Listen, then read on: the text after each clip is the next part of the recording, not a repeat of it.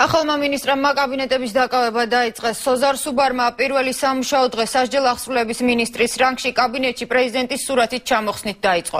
სხვა მხრივ სუბარის პირველი სამუშაო დღე არაფრით განსხვავდებოდა სხვა მინისტრებისგან, ყველა მათგანი დღეს თანამშრომლებს გაეცნო. დღეიდან მინისტრები მუშაობას იწყებენ ტარიფების დაწევაზე, დევნილების განსახლებაზე, სადაო საქმეებზე და ასე შემდეგ. სააკაშვილის მინისტრებმა ივანიშვილის მინისტრებს პოსტები უკვე ოფიციალურად გადააბარეს.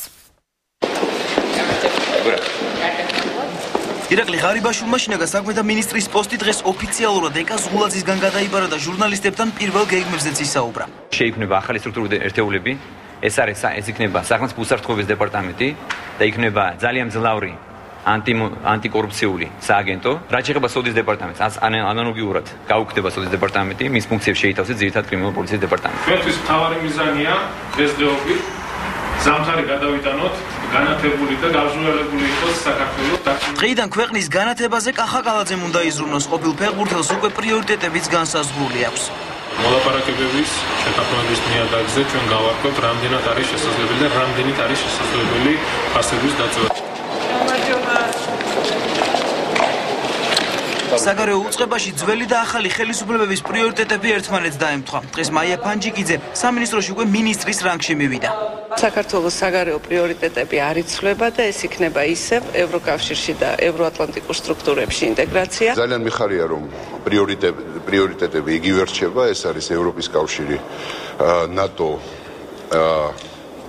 კარგი ურთიერთობები ჩვენ მეზობლებთან.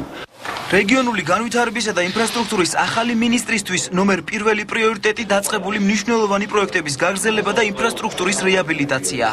ნომერ მეორე პრიორიტეტი ეს იქნება რეორგანიზაციასთან დაკავშირებული საკითხების მომზადება და უმტკივნეული ჩატარება. ინფრასტრუქტურული კომპონენტი მთლიანად ეკონომიკისა და მდგრადი განვითარების სამინისტროში გადავა. დღეს პირველად გამოცხადდა სამსახურში განათლების მინისტრის გიორგი მარგველაშვილის გეგმაც გაწერილი აქვს.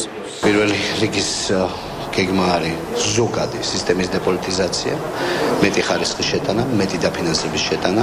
რთული სამუშაო ველისელ ტოლვილთა და განსახლების ახალ მინისტრს დავით თარახველიძეს უკანონოდ შეჭრილი დევნილების ჯერ გამოსახლება, შემდეგ კი მათი განსახლება მოუწევს.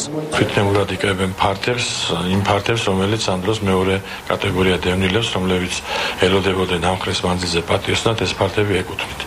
თავის მხრივ ორივე მართალია, მაგრამ ჩვენც გამოვალ მდგომარეობაში ვართ. ახალი მინისტრების ნაწილის პირველი სამუშაო დღე დასრულებულია, ხვალიდან მათ უკვე წინასაარჩევნო დაპირებების შესრულება მოუწევთ. მინისტრების სამუშაოს შესრულებას უკვე დღეიდან შეუდგნენ, თუმცა საზოგადოებას უკვე მათი მოადგილეების ვინაობაც აინტერესებს. როგორც ცნობილია, დავით ნარმანიას მოადგილეები იქნებიან თენგიზ შერგელაშვილი და შოთა მურღულია. რაც შეეხება მაია ფანჯიკიძის მოადგილეებს, მან პირველ მოადგილედ 18-წლიანი გამოცდილების მქონე დავით ზალკანიანი აირჩია, ხოლო მეორე მოადგილედ გუგა ხელაია. ახალმა მინისტრმა პოსტზე დარჩენას შესთავაზა გრიგოლ ვაშაძის პირველ მოადგილეს ნიკოლოზ ვაშაგიძეს. რაც შეეხება რეინტეგრაციის მინისტრის მოადგილეებს, ისინი მათ ხვალ დაასახელებს. რაც შეეხება ასევე სხვა მინისტრებს, მათი მოადგილეების ვინაობა უკვე მომავალი კვირიდან გახდება ცნობილი. მადლობა მინისტრების პირველი სამუშაო დღის შესახებ თორნიკე კვარენჩხილაძე გვესაუბრებოდა.